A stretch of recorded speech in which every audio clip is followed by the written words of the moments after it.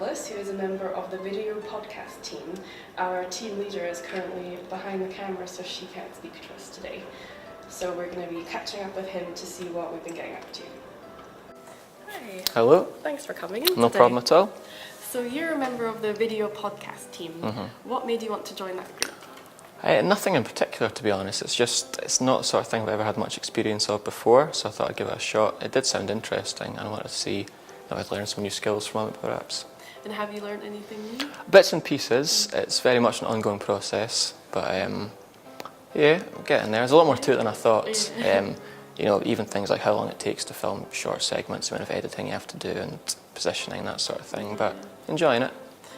And what have your group been doing so far during the project? Well, we've more or less been responsible for documenting the project from the inside, you know, checking with all the other groups. So we've done some interviews with the other groups, checking what they're up to. We've also gone out to places like Dynamic Earth just to get some background footage. We've also been liaising with social media, so obviously they'll be in charge of releasing the footage we get.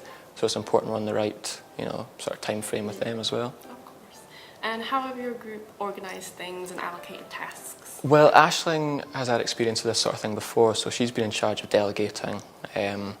She split tasks up for the rest of us and, you know, made sure we all know what we're doing and also that we learn a bit whilst we're doing it. And are you enjoying being part of the video podcast? Yeah, very much so.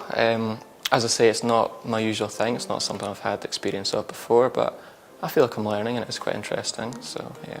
And what are your group going to do next? Well, we're just finishing up the interviews with the other groups, obviously.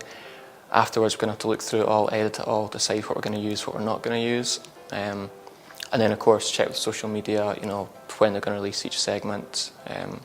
Ideally during Book Week Scotland, but it depends. We need to get the event dates finalised first before we know exactly when we can release things. That sounds good. It'll be good to see them.